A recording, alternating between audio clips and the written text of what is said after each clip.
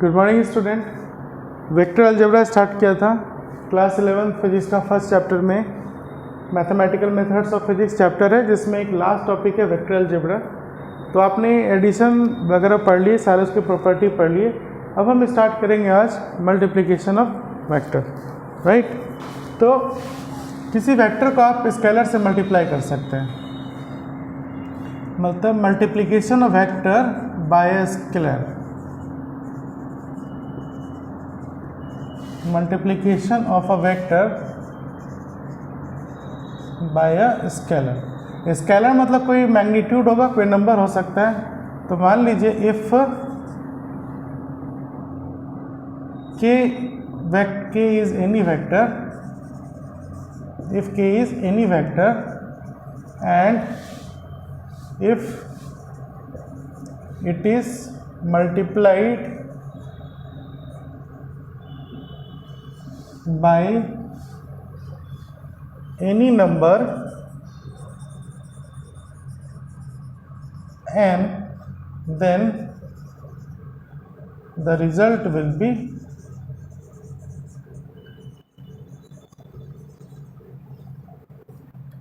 k, है ना। इसको n से मल्टीप्लाई करेंगे तो एक आ गया, है ना, यही रिजल्ट हो जाएगा n k।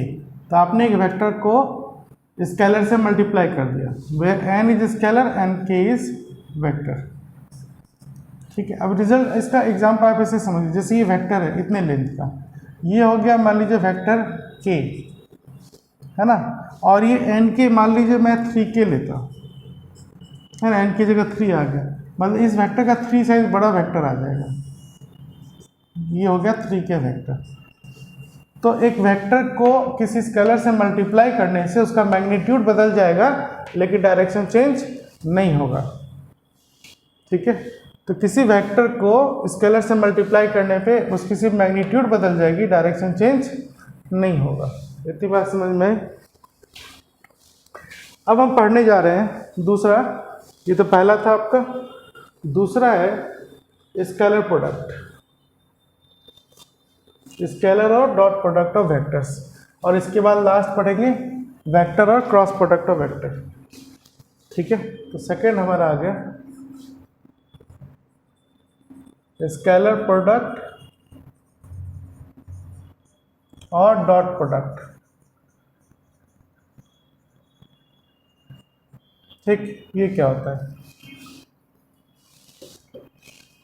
If A and B are any two vectors,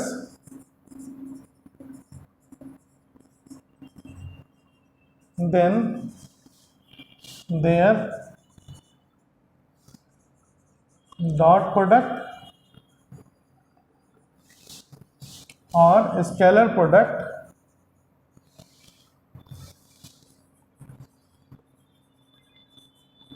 is represented as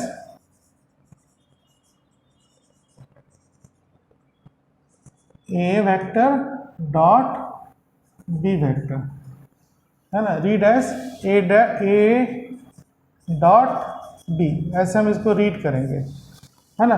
तो अगर एक वेक्टर है A और एक वेक्टर है B, तो इन दोनों का जो डॉट प्रोडक्ट होगा या स्केलर प्रोडक्ट होगा, उसको लिखने का तरीका क्या हुआ, ये A डॉट B हो जाएगा, ठीक है। और इसको डिफाइन कैसे किया गया है? And is define as and scalar product और dot product is define as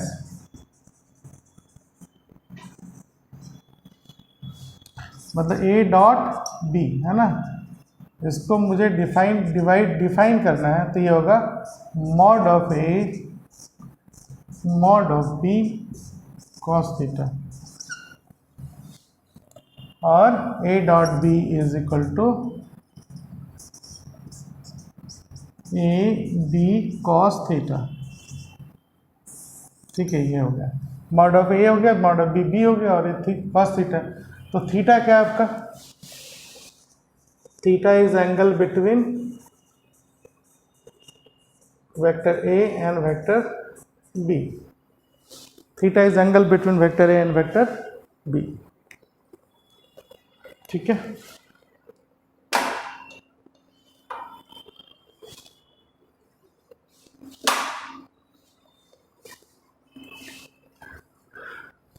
है ना। दो वेक्टर का जब आप स्केलर प्रोडक्ट या डॉट प्रोडक्ट निकालेंगे तो रिजल्ट जो है वो स्केलर हो जाएगा। मतलब यहाँ जो आपको ये जो रिजल्ट मिल रही है ना ए डॉट बी, ये तो वेक्टर है, लेकिन ये चीज़ जो आ गई आपकी पूरी की पूरी स्केलर है। ये आपका वेक्टर नहीं है। ठीक है, तो अभी हम डॉट प्रोडक्ट पढ़ रहे हैं इसमें। अब इस चीज़ को समझने की कोशिश करते हैं। जैसे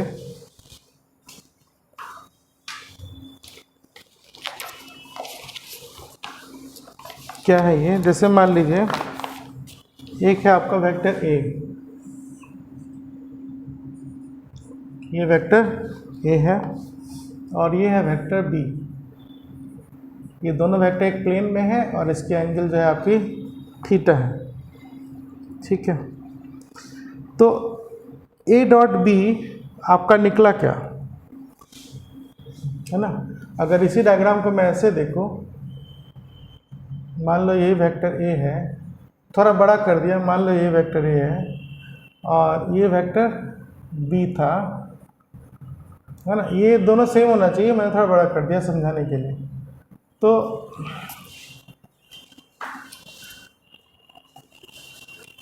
है ना, ये जो एंगल है ना, अगर मैं यहाँ से परपेंडिकुलर ड्रॉप कर दूँ तो ये यहाँ से ये वाली वैल्यू कितनी आएगी, यहाँ से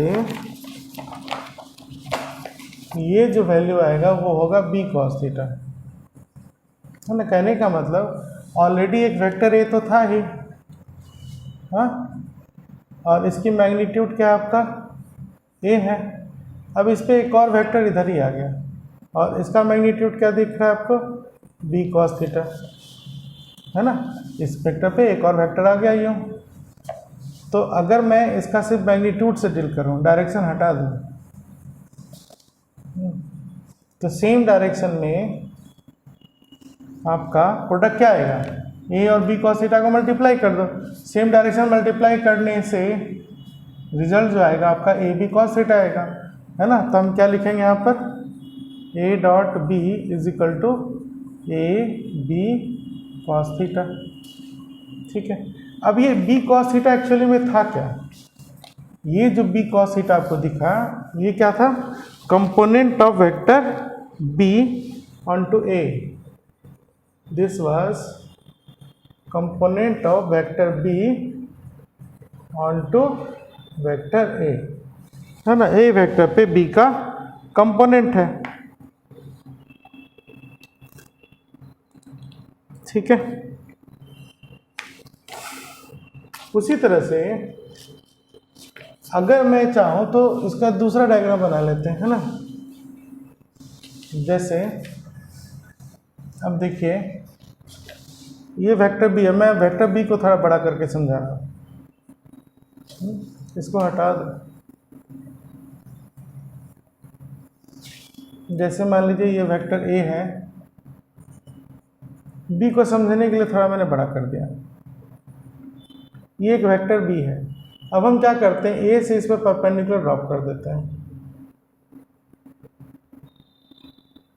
ठीक है, और ये एंगल है आपकी थीटा।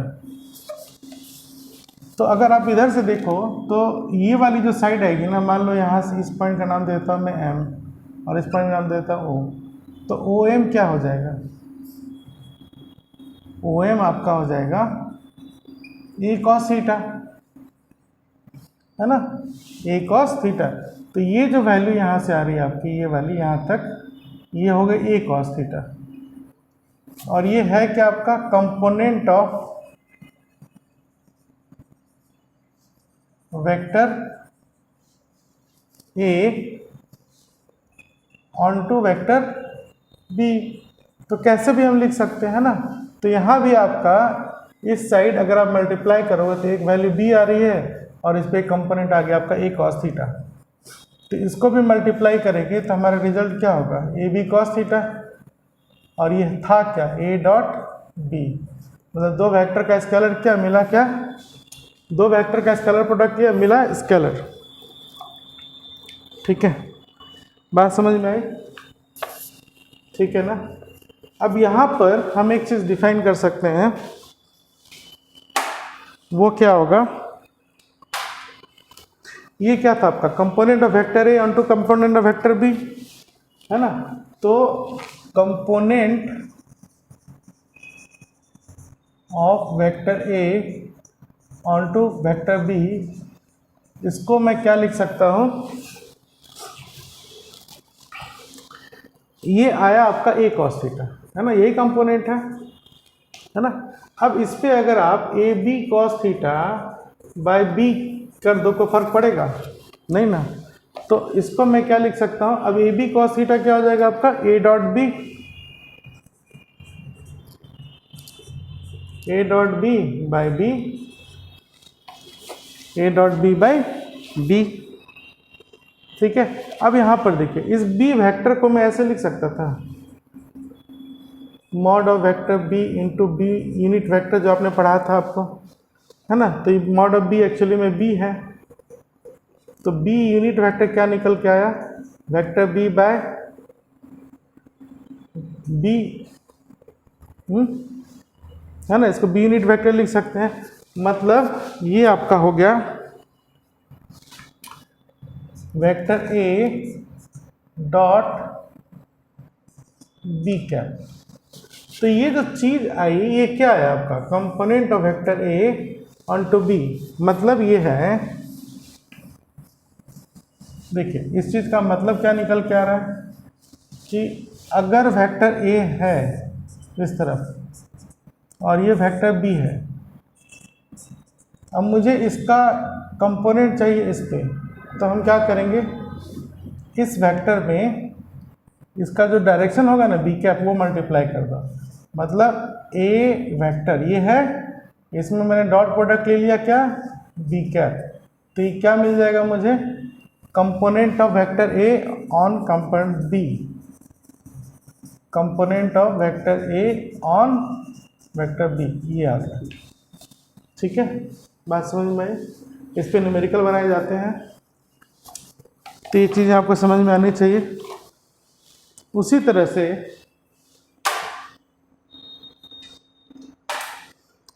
अगर मैं उसको ट्राई करूं, जैसे अभी लिया था, बी का कंपोनेंट लेते हैं ए पे, है ना। तो कंपोनेंट ऑफ बी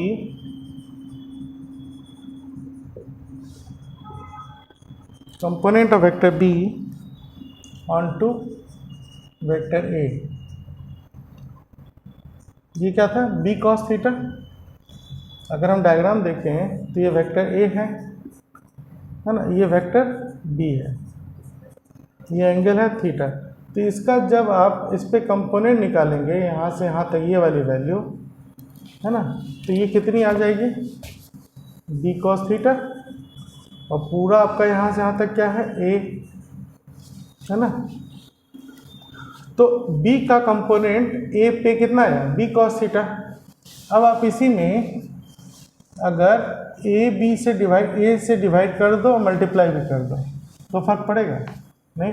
अब ये ए बी कॉस थीटा क्या हो जाएगा, a dot B by A, है ना। तो एक्चुअली में ये a vector by A dot B आया। अब ये जो चीज़ है, ये क्या आपका ए यूनिट वेक्टर, है ना, A unit vector dot B vector.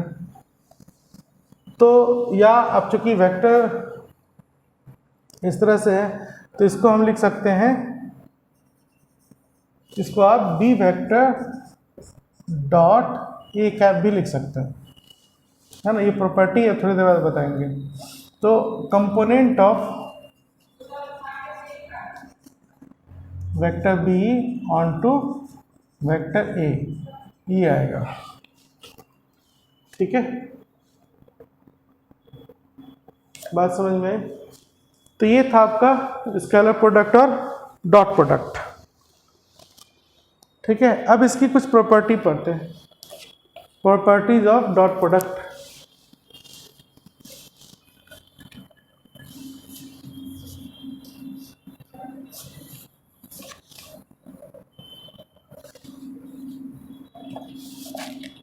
Properties of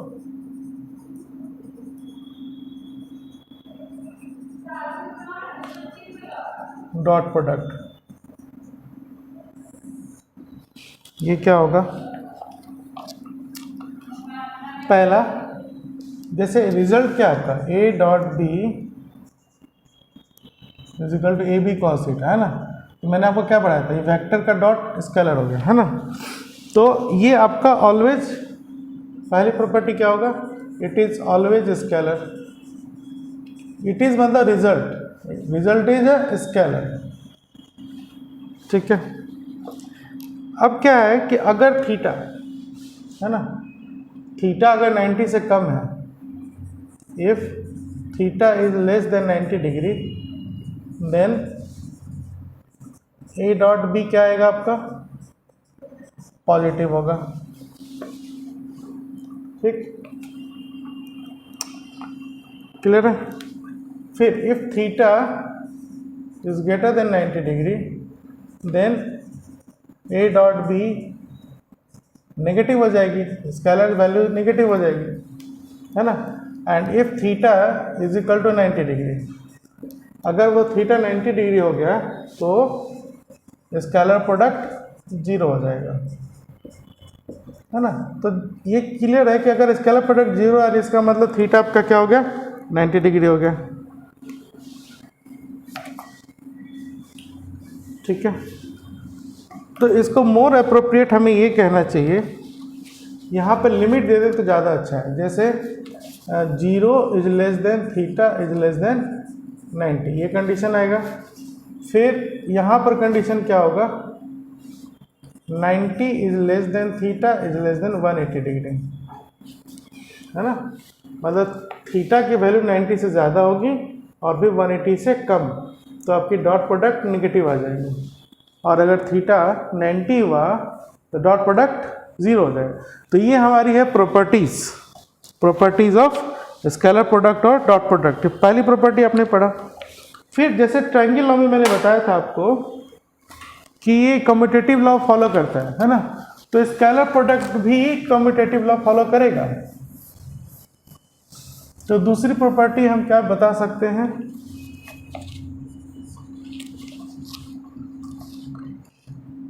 scalar और डॉट प्रोडक्ट, स्केलर और dot product obeys commutative law.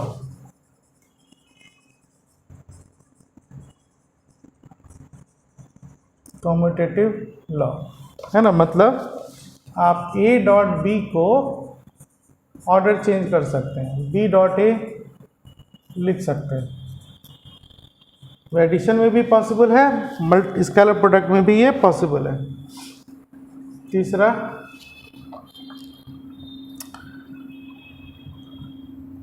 Scalar और डॉट प्रोडक्ट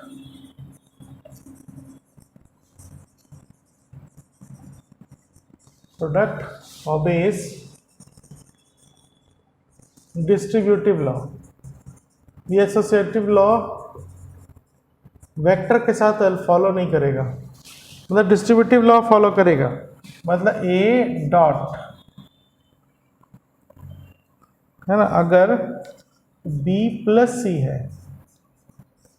ठीक है, तो इसको मैं ए डॉट बी प्लस ए को बी से किया डॉट, फिर ए को सी से डॉट कर दो, प्लस ए डॉट सी कर सकते हैं, है ना। इसका मतलब ये डिस्ट्रीब्यूटिव लॉ फॉलो करेगा। ठीक है,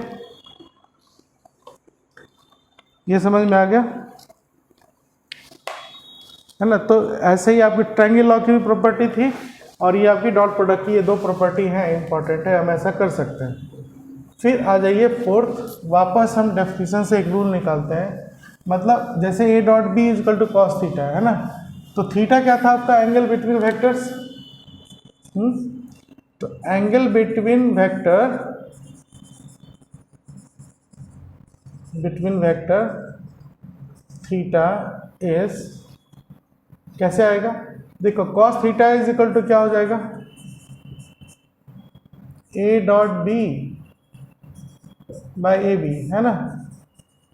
तो ये थीटा निकालना है, तो इसको सॉल्व करके जो वैल्यू आएगी वहाँ से इसको सॉल्व करेंगे तो थीटा आ जाएगा, या थ्योरेटिकली थीटा को हम लिख सकते हैं cos inverse A dot B by A B. अब ये अगर इन्वर्स सर्कुलर फंक्शन आपने को पता है ये, तब तो ठीक है, नहीं तो 11th में मैथ्स में आप जब पढ़ेंगे तब उसकी ज़रूरत आएगी, है ना। हालांकि मैथमेटिक्स से यहीं से आपको आंसर आ जाएगा, ये सिर्फ समझाने के लिए है, ठीक है। अब यहाँ से एक चीज़ और आती है 5th नंबर चीज पे। देखिए ए डॉट बी या स्केलर प्रोडक्ट जो है थीटा की वैल्यू पे डिपेंड कर रहा है, तो अगर थीटा मैक्सिमम हो जाए, मतलब कॉस थीटा की, है ना, कॉस थीटा का वैल्यू डिफरेंट होगा तो ए डॉट बी डिफरेंट हो जाएगा। तो अगर कॉस थीटा मैक्सिमम हो जाए तो ए डॉट बी भी मैक्सिमम हो जाएगा। तो हम लिख सकते हैं A dot B will be maximum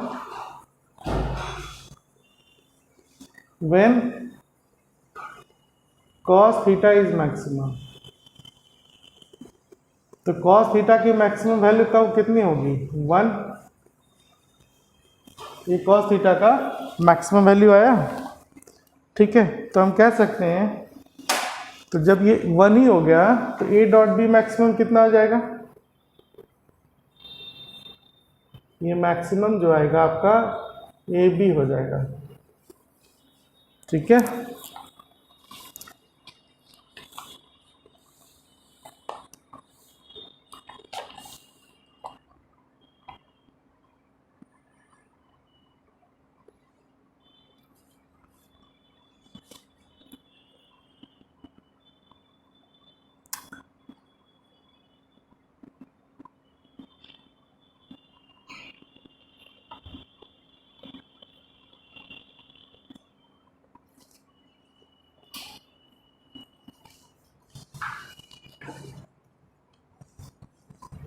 ठीक है ना। उसी तरह से अगर एक वेक्टर को उसी के वेक्टर से क्रॉस डॉट प्रोडक्ट कर लिया जाए, जैसे ए वेक्टर डॉट ए वेक्टर निकाला जाए, तो इसका मतलब क्या हो जाएगा, इन दोनों वेक्टर पैरेलल हो गए, एक वेक्टर ए है और एक और इक्वल वेक्टर ले लिया ए। अब ये दोनों पैरेलल हैं तो थीटा क्या निकला इन दोनों का, 0 डिग्री। तो ए डॉट ए क्या हो जाएगा, mod of vector A cos 0, cos 0 1 होता है, तो ए इंटू ए, है ना, मतलब ए स्क्वायर, ठीक है। तो ए स्क्वायर क्या निकला आपका, ए डॉट ए, या आप ए को क्या लिख सकते हो, under root A dot A, है ना। जैसे आपको समझना है समझ लीजिए इसको, नीचे से उल्टा समझ में आता है या ऊपर से नीचे समझ में आता है, इतनी बात समझ में आई।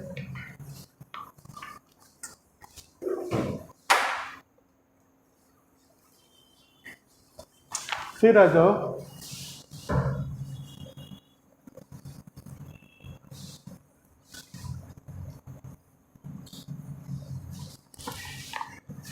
जैसे कार्टेशियन कोऑर्डिनेट पे आते हैं, ये एक्स एक्सिस है, ये वाई एक्सिस है और ये जेड एक्सिस है ना। ये तीनों एक्सिस आपस में परपेंडिकुलर है, x y and z are perpendicular to each other.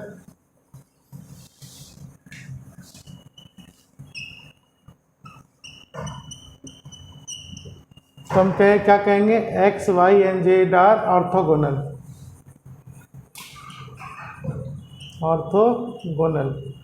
है ना, क्लियर है। अब फिजिक्स में x की तरफ i यूनिट वेक्टर मान ली जाती है और y एक्सिस की तरफ j यूनिट वेक्टर मानी जाती है और k एक्सिस की तरफ z एक्सिस की तरफ k यूनिट वेक्टर मानी जाती है, ठीक है। तो हम लिख सकते हैं कि i j and k are orthogonal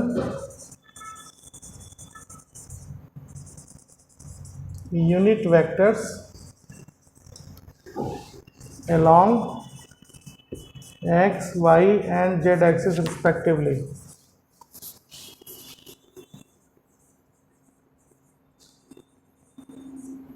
ठीक है, तो अब बात ये आती है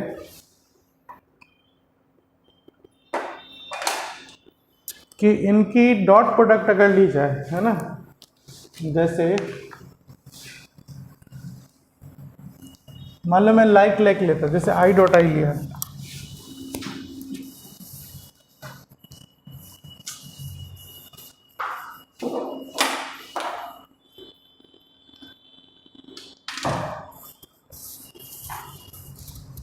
अब जैसे ये आई डॉट आई लिया तो ये क्या हो जाएगा,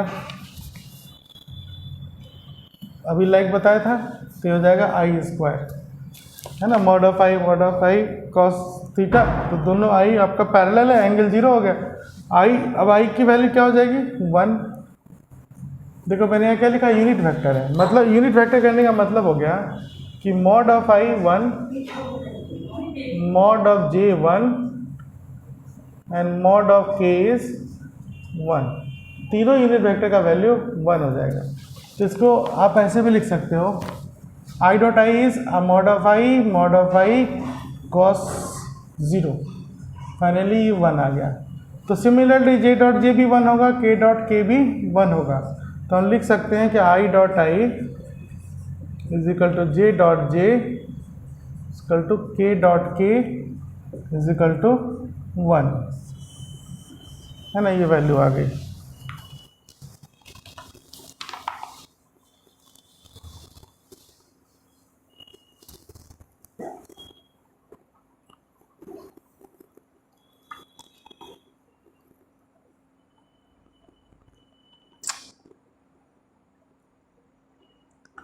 उसी तरह से अगर मैं अनलाइक वेक्टर्स ले लूँ, मतलब ऑर्थोगोनल पे ले लें, अभी ये ऑर्थोगोनल प्रोडक्ट नहीं है क्योंकि ये पैरेलल प्रोडक्ट हो गया, तो अगर मैं अनलाइक ले लूँ, जैसे आई डॉट जे लूँ, तो ये हो जाएगा mod of I mod of J, और आई और जे के बीच में एंगल कितना है, cos 90। cos 90 क्या होता है 0, तो ये 0 आ गया। कहने का मतलब i dot j is equal to j dot k is equal to k dot i, ये सारी वैल्यू क्या निकल के आएगी 0। मतलब यूनिट वेक्टर का अगर आप परपेंडिकुलर यूनिट वेक्टर का डॉट प्रोडक्ट लेंगे तो वैल्यू 0 आ जाएगी, और लाइक यूनिट वेक्टर का स्केलर प्रोडक्ट लेंगे तो उसकी वैल्यू 1 हो जाएगी। ठीक है, तो ये था आपका डॉट प्रोडक्ट, है ना, और स्केलर प्रोडक्ट। ठीक है, जब न्यूमेरिकल बनाएंगे तो आपको समझ में आएगा। अब हम चलते हैं क्रॉस प्रोडक्ट की तरफ। क्रॉस प्रोडक्ट क्या होता है? ठीक है, तो स्केलर और डॉट प्रोडक्ट समझ में आ गया। अब हमारा लास्ट टॉपिक है फर्स्ट चैप्टर का, उसके बाद न्यूमेरिकल करेंगे, वेक्टर प्रोडक्ट और क्रॉस प्रोडक्ट, है ना।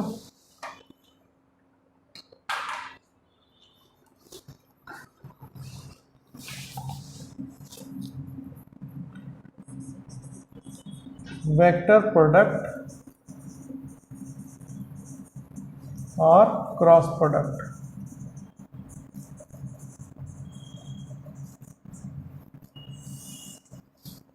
ठीक है, ये क्या होता है?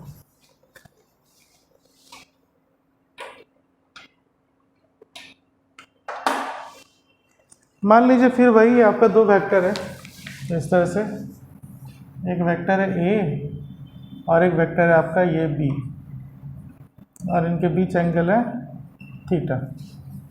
ठीक है,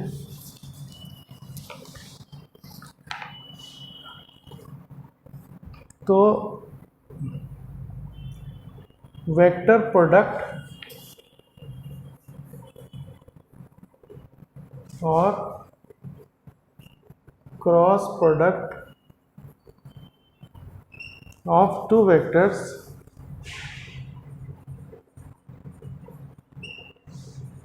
A and B is represented as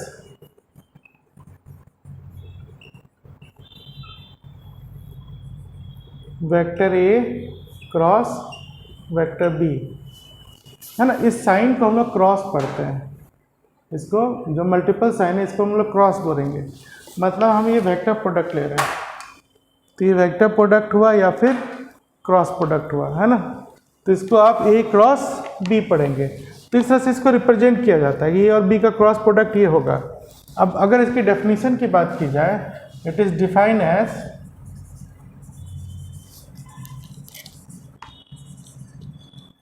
तो ए क्रॉस बी ये होगा mod of A mod of B sine theta, है ना। और एक डायरेक्शन आ जाएगा इसमें एन कैप, है ना। एन कैप मतलब आउटवर्ड कैप डायरेक्शन हो गया। मतलब A cross B is equal to A B sine theta और एन कैप आ गया। ये एन कैप जो है ए और बी के प्लेन के आउटवर्ड चला गया। मतलब जैसे इस बोर्ड को घुमा दो, है ना, तो बोर्ड का एक लाइन ये हो गया, एक लाइन ये हो गया। तो अगर ये वेक्टर ए है और ये वेक्टर बी है ना, तो इसका जो क्रॉस प्रोडक्ट होगा वो ऐसे चला जाएगा प्लेन से बाहर। तो किसी भी प्लेन से आउटवर्ड डायरेक्शन में जो हम डायरेक्शन लेंगे उसको एन कैप लिखते हैं, ठीक है। तो क्रॉस प्रोडक्ट में पूरी जो रिजल्ट आएगी वो भी स्केलर होगी और वो एक नया वेक्टर हो जाएगा। तो हम कह सकते हैं कि A cross B is equal to vector C हो जाएगा, ठीक। एक नया वेक्टर बन गया। और ये वेक्टर सी जो है ये परपेंडिकुलर होगा ए क्रॉस वेक्टर ए पे, परपेंडिकुलर होगा वेक्टर बी पे। तो यहाँ जो डेफिनेशन लिखी गई है ना कि A cross B equal to A B sine theta in N cap, तो यही जो राइट हैंड साइड है ये आपका सी है, where vector C is A B sine theta into n cap, है ना। बात समझ में आ रहा, ठीक है। इस पूरे को हम लोग सी वेक्टर लिख देंगे। मतलब क्रॉस प्रोडक्ट में जो रिजल्ट होगा वो वेक्टर ही होगा और जो रिजल्टेंट वेक्टर सी आएगी वो ए और बी दोनों वेक्टर के परपेंडिकुलरली बाहर चला जाएगा, इनके प्लेन के बाहर, है ना। जैसे ये हाथ है हमारा, ये वेक्टर ए है और अगर हम ऐसे चलें ये वेक्टर बी, तो ऐसे घूमने से ये वेक्टर बी हो गया, डायरेक्शन ये हो गया। थंब हमारा सी वेक्टर हो गया, ए बी, है ना। तो रिजल्ट का ऐसे घूमने से रिजल्ट क्या हो गया, ऊपर। फिर उसी तरह से ए ऐसे है ना, और बी इधर है, ठीक। तो ऐसे घूमने से रिजल्ट हमारा नीचे चला जाएगा। तो कहने का मतलब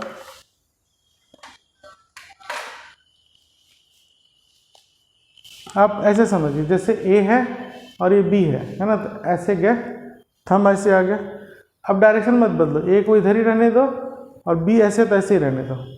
अब हम क्या करते हैं, बी से ए की तरफ जाते हैं, बी ए, थंब नीचे चला गया, बी ए, थंब नीचे आ गया। ऐसे देखते हैं, ये बी है और इधर ए है, बी ए, थंब नीचे आ गया। तो ये क्या निकला आपका, बी क्रॉस है ना, ए क्रॉस बी ऊपर, बी क्रॉस ए नीचे। तो दोनों का डायरेक्शन अलग अलग हो गया। तो इसका मतलब हम क्या लिख सकते हैं,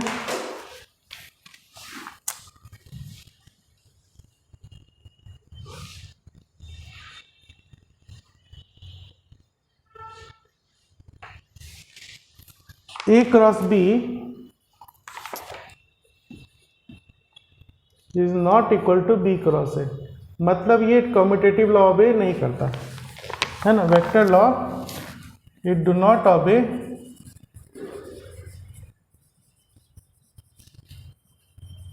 कम्यूटेटिव लॉ।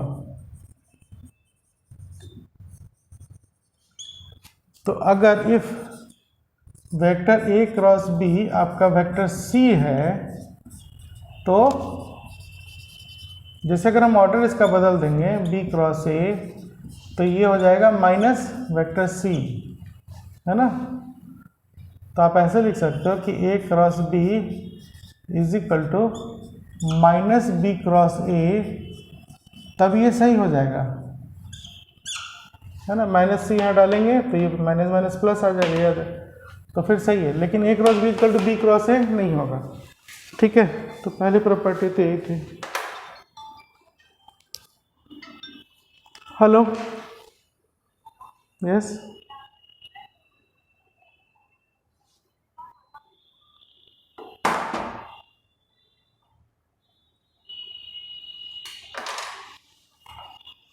ठीक है।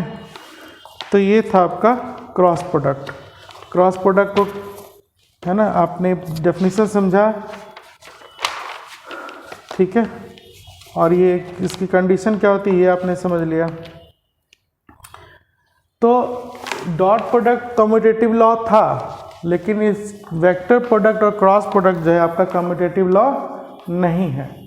लेकिन dot product distributive law follow करता था, तो वेक्टर प्रोडक्ट भी डिस्ट्रीब्यूटिव लॉ फॉलो करेगा, है ना। तो हम यहाँ पर ऐसे लिख सकते हैं,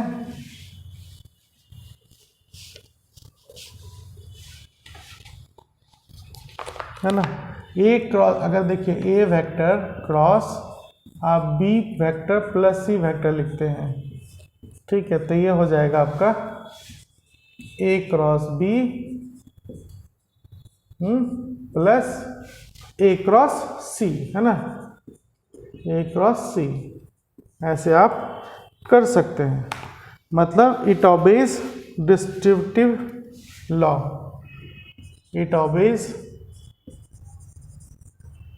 डिस्ट्रीब्यूटिव लॉ। लेकिन कंडीशन है ऑर्डर चेंज नहीं करना है, ऑर्डर चेंज नहीं करना, it obeys distributive law keeping order इन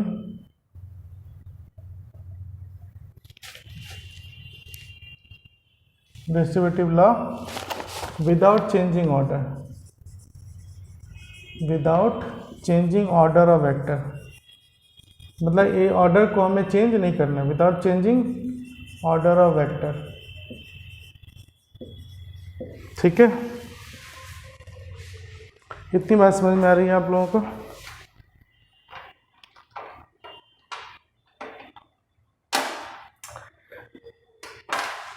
फिर है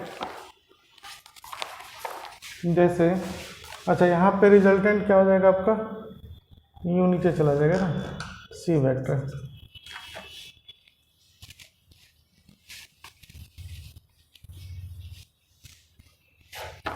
जैसे आपने देखा कि A cross B, A cross B ये मैक्सिमम कब होगा, है ना, जब साइन थीटा मैक्सिमम होगा। तो साइन थीटा भी आपका मैक्सिमम 1 होता है, तो एक ये भी क्या निकल के आएगा आपका, ए बी हो जाएगा, है ना। तो हम कह सकते हैं मैग्नीट्यूड ऑफ, देखो ये कब हो रहा है, जब साइन थीटा आपका 1 हो, और ये 1 कब होगा, जब थीटा 90 डिग्री हो। 90 डिग्री मतलब ऑर्थोगोनल हो गया। मतलब magnitude of cross product vector product is maximum when vectors are orthogonal, vectors are orthogonal, ठीक है। कितनी बात समझ में आई? अगर हम सेल्फ का क्रॉस प्रोडक्ट ले लें, जैसे ये वेक्टर ए है और ऐसे एक और वेक्टर ए है ना, और सेम साइज का मान लो है, तो अगर मैं इसका क्रॉस प्रोडक्ट ले लूँ तो ये क्या हो जाएगा, मॉड ऑफ ए, और इनके बीच एंगल क्या हो जाएगा, 0, है ना, और एन कैप। तो ये मैग्नीट्यूड क्या हो गया आपके, 0, साइन 0 0 होता है, तो ये 0 हो गया, मतलब नल वेक्टर हो गया, है ना। तो हम कह सकते हैं A cross A is a zero vector, ये एक जीरो वेक्टर हो गया जिसमें डायरेक्शन तो है लेकिन मैग्नीट्यूड नहीं है ना। तो जितने भी कोलिनियर वेक्टर्स होंगे उनका वेक्टर और क्रॉस प्रोडक्ट जीरो वेक्टर हो जाएगा या नल वेक्टर हो जाएगा। तो उसी तरह से अगर मैं आई जे के ले लूँ, है ना, आई क्रॉस आई, जे क्रॉस जे या के क्रॉस के, ये सारे क्या हो गए, लाइक यूनिट वेक्टर्स के क्रॉस प्रोडक्ट हैं, या ये सारे आप कह सकते हैं कि पैरेलल वेक्टर्स हैं, आई आई पैरेलल हो गया, जे जे पैरेलल हो गया, मतलब इंडिविजुअल की बात कर रहा हूँ मैं, है ना। तो इनका क्रॉस प्रोडक्ट सबका जीरो हो जाएगा। जीरो मतलब ये नल वेक्टर हो जाएगा या जीरो वेक्टर हो जाएगा, ठीक है। A vector of zero magnitude is called a zero vector। तो जीरो वेक्टर को आप लोग ऐसे लिख सकते हो, है ना, लेकिन ये डिफाइन नहीं है। Zero vector is not defined, assume कर सकते हैं हम, ठीक है। मतलब इसका वैल्यू आप सीधा जीरो डाल दीजिए, डायरेक्शन है लेकिन वो अभी हमें नहीं पढ़ना क्योंकि एक्यूरेटली डिफाइन नहीं है, ठीक है। उसी तरह से अब हम अगर अनलाइक वेक्टर का क्रॉस प्रोडक्ट लेंगे, जैसे मान लीजिए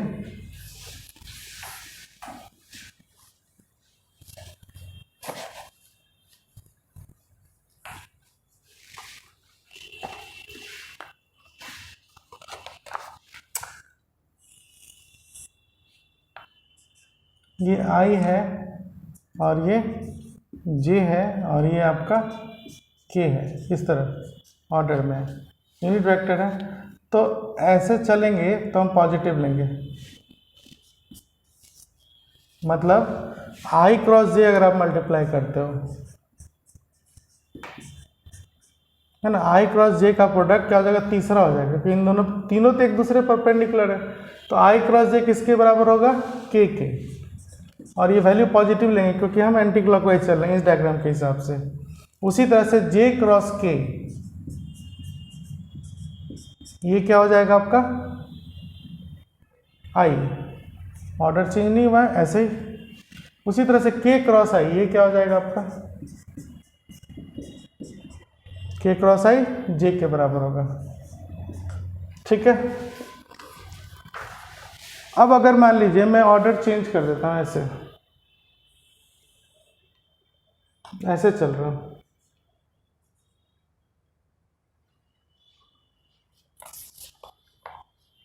है ना, आई जे,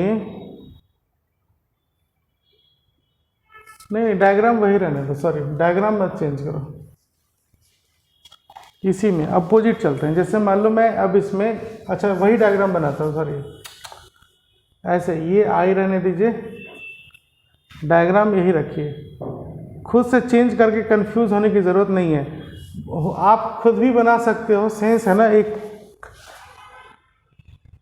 मतलब ज़्यादा क्या बोला जाए, मतलब बहुत सारे केसेस हो सकते हैं, जो जीनियस है वो समझ रहे मैं क्या बोलना चाहता हूँ, लेकिन मैं जो एवरेज स्टूडेंट है या बिगनर्स हैं उनको मैं बोलूँगा एक ही चीज़ पे रहो, है ना, जो सिंपल लग सके वही पढ़ना चाहिए, है ना। अल्टीमेटली आपको अच्छे नंबर लाने हैं, आईआईटी में जाना है, ठीक है, वही अभी आपके टारगेट होने चाहिए।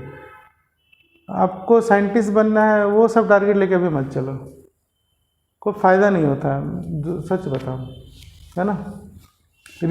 पढ़ने के लिए टाइम नहीं बचती ना, सीधी सी बात है।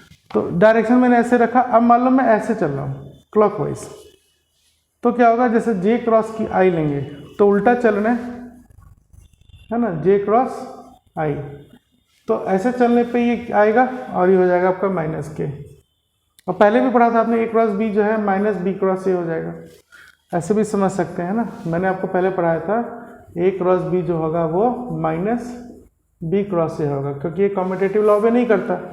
तो अगर आई क्रॉस जे के है ना, तो इसका ऑर्डर बदल दो, जे क्रॉस आई क्या हो जाएगा, माइनस के, ठीक।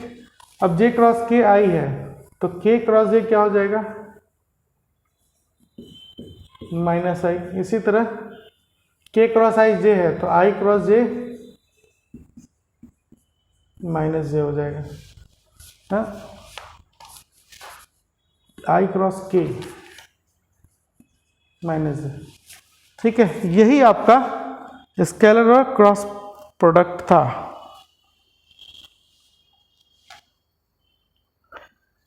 ठीक है, अब इसमें एक इम्पॉर्टेंट चीज और क्या है, जैसे मान लीजिए एक ट्रायंगल ऑफ में हमने पैरेललोग्राम बनाया था, है ना, ए और बी दो वेक्टर को लेकर के पैरेललोग्राम बनाया था, है ना। जैसे ये वेक्टर है ए और ये वेक्टर है बी, और इसको लेकर के आप पैरेललोग्राम बना लेते हो, है ना। ये वेक्टर बी हो जाएगा और ये वेक्टर ए हो जाएगा। तो इसकी जो एरिया होगी ना वो हो जाएगी ए क्रॉस बी, मतलब एडजेसेंट साइड का। तो area of parallelogram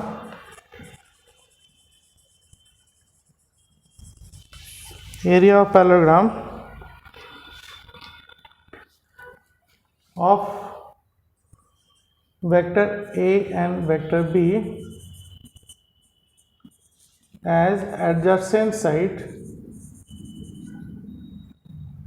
at adjacent sides of parallelogram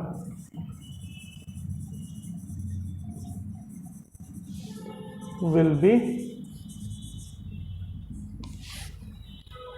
A cross B और उसका मैग्नीट्यूड।